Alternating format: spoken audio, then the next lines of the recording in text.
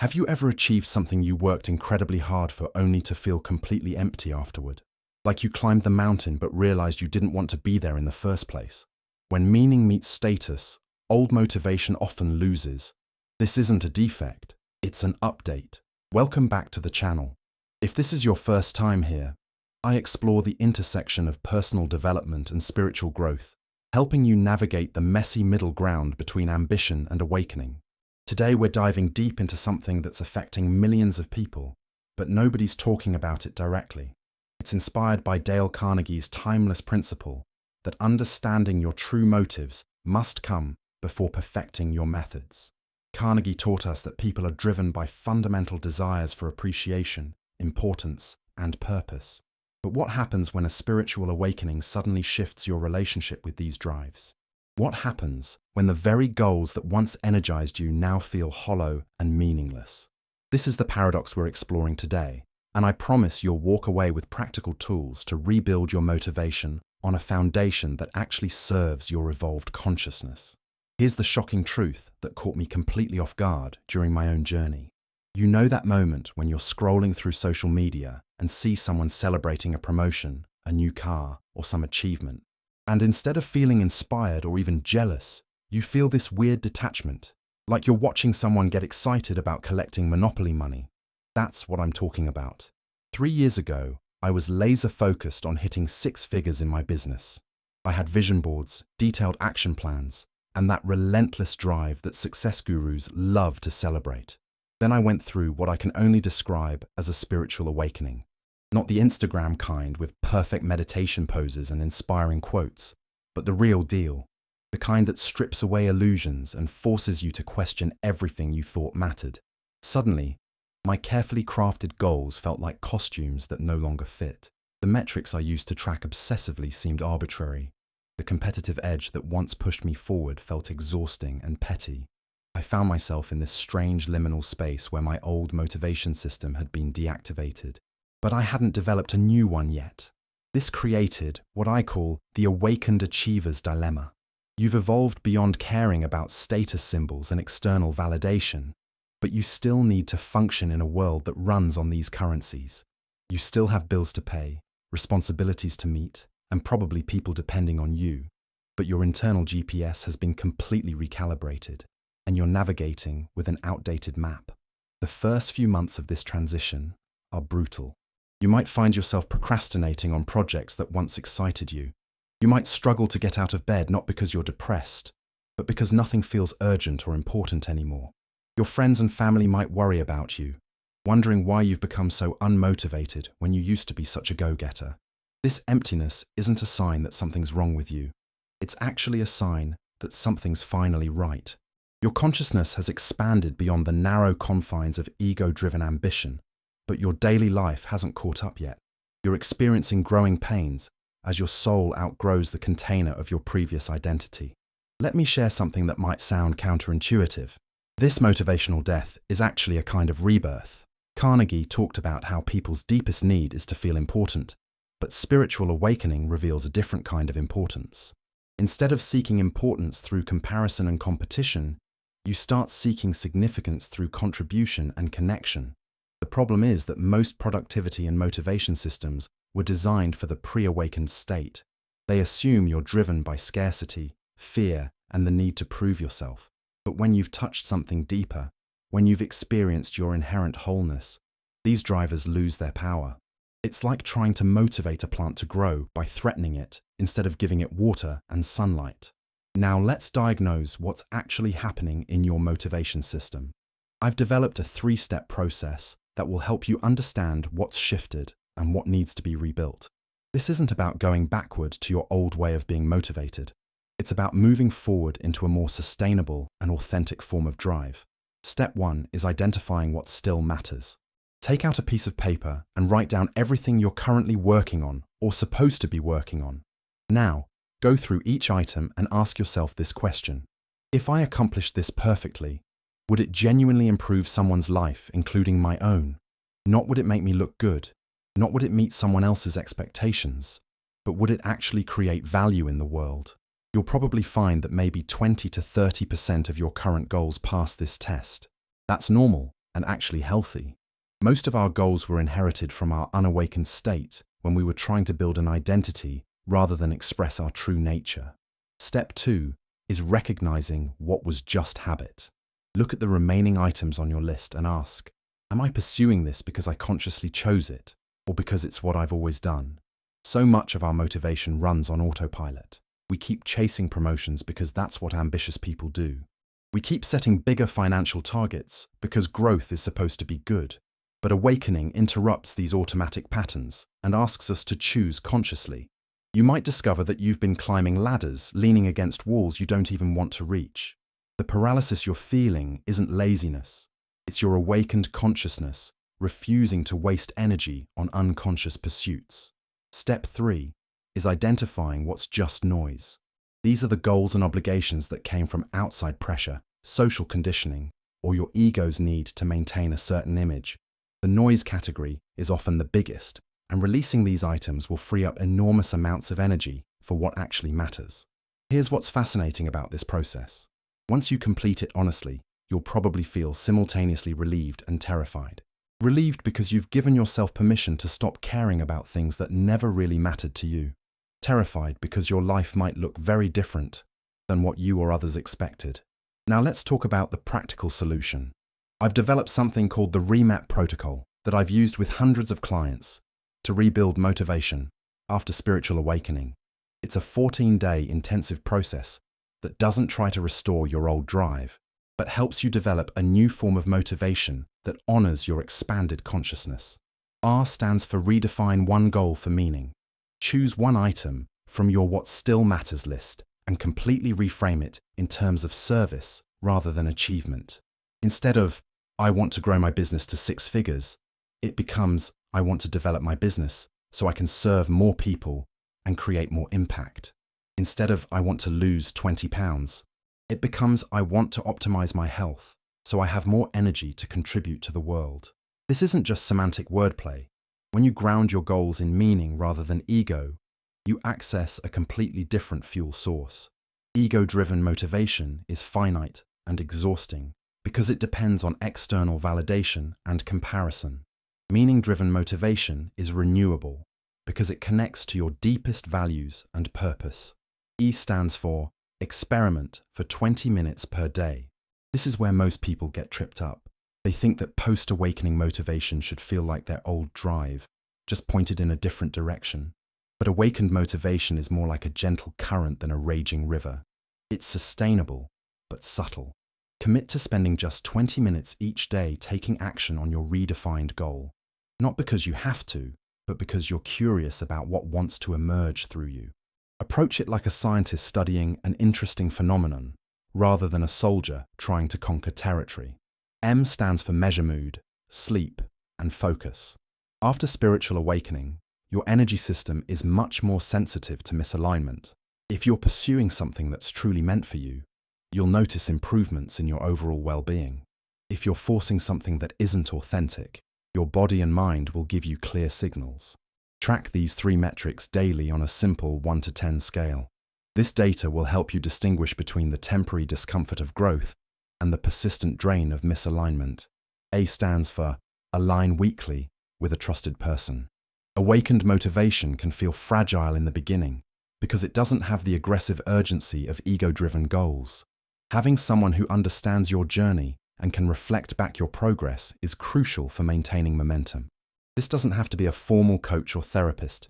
It could be a friend who's also on a conscious path, a mentor who's walked this road before, or even a journal where you write letters to your future self. The key is creating accountability that honors your growth rather than judges your productivity. P stands for prune one meaningless obligation. Every week during this 14-day protocol, eliminate something from your life that doesn't serve your awakened values.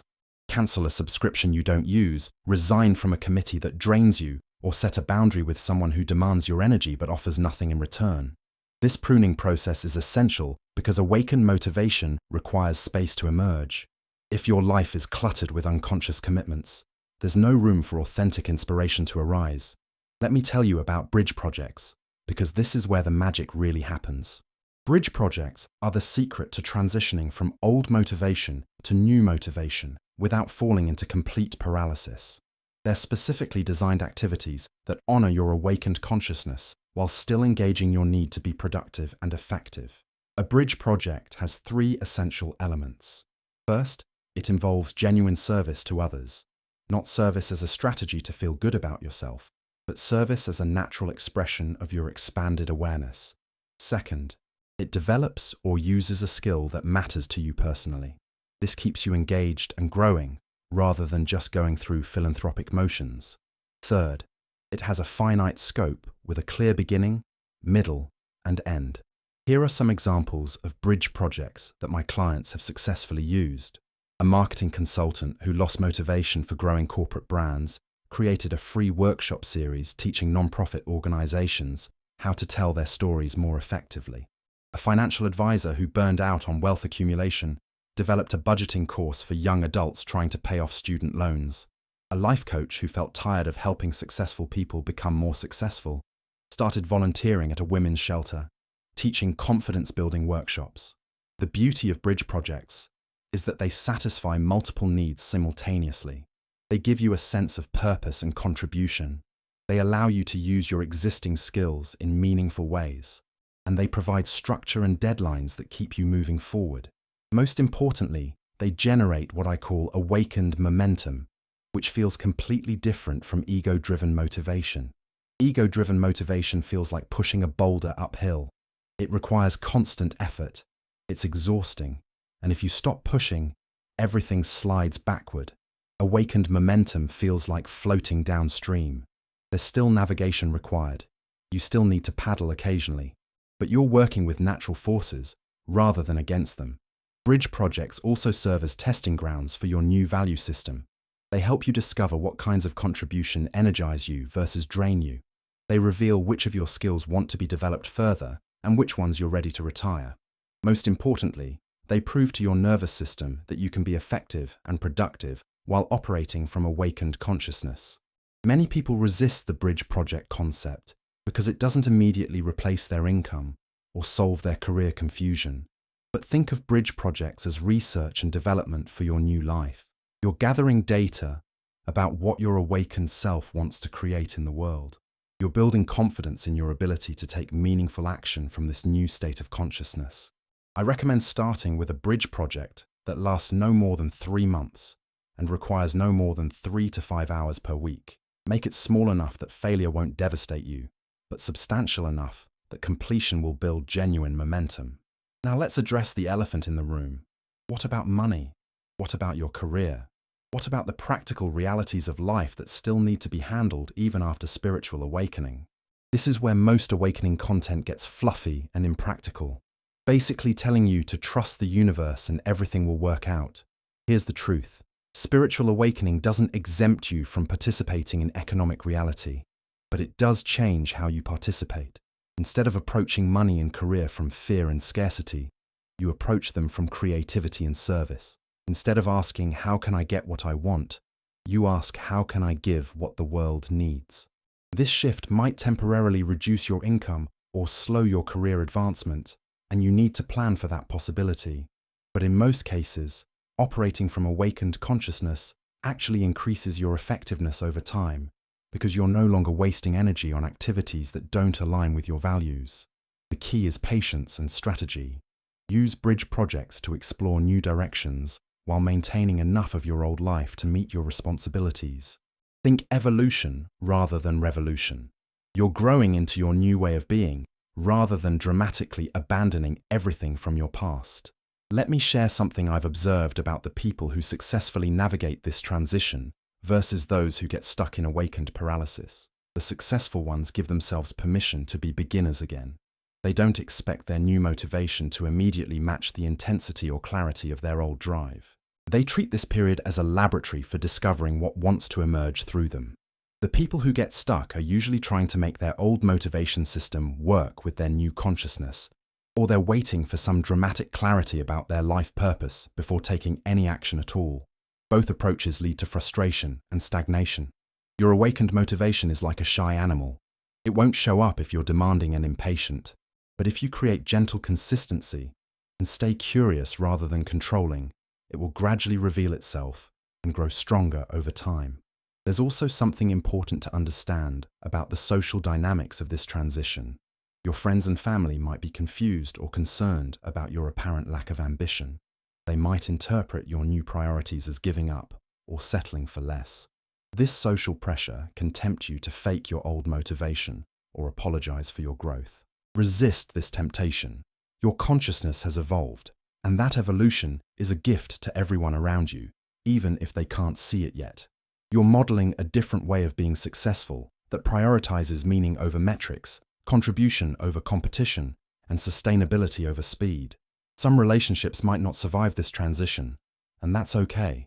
Not everyone is ready for the version of you that's emerging, but the relationships that do survive will deepen in beautiful ways because you're now showing up more authentically. Let me tell you about what happens when you successfully rebuild your motivation on awakened principles.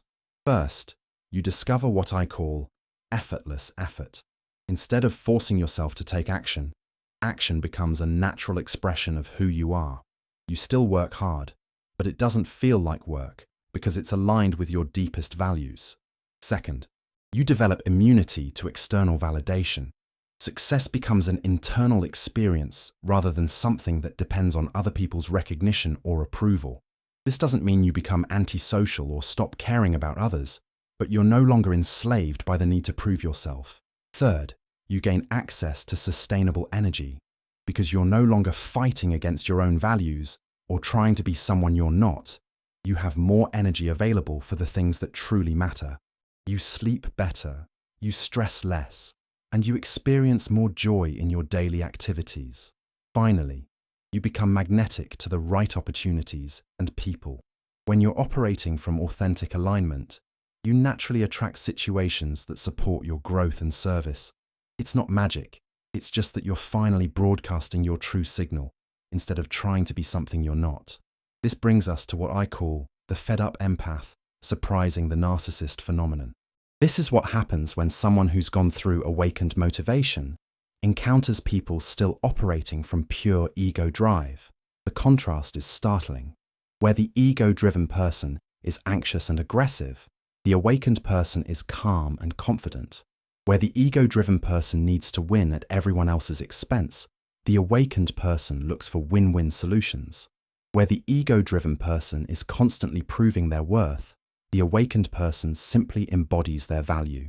This isn't about superiority or judgment. Both stages serve their purpose in human development. But there's something deeply satisfying about discovering that you can be effective and successful without sacrificing your peace or your principles. The narcissistic system expects everyone to play by its rules of competition, manipulation, and scarcity. When you show up operating from abundance, authenticity, and collaboration, it creates a cognitive dissonance that's often transformative for everyone involved. So here's your homework. First, complete the 3-step diagnosis we discussed. Write down what still matters, what was just habit, and what's pure noise. Be brutally honest with yourself. Second, choose one goal to redefine using the remap protocol. Spend the next 14 days experimenting with awakened motivation instead of trying to resurrect your old drive. Third, design one bridge project that serves others while developing a skill you care about. Make it small and finite so you can complete it successfully and build momentum. Remember, the goal isn't to become motivated the way you used to be motivated. The goal is to discover how motivation works when it's rooted in meaning rather than fear, contribution rather than competition, and authentic expression rather than image management. Your spiritual awakening didn't kill your motivation, it upgraded it. The old system had to die so something more sustainable and fulfilling could be born. Trust the process, be patient with yourself, and stay curious about what wants to emerge through you. Write below what you thought, what obligation you're going to prune, and ideas for the next videos. Share with someone who could benefit from this conversation. And remember, when meaning meets status, old motivation often loses, but what replaces it is so much better.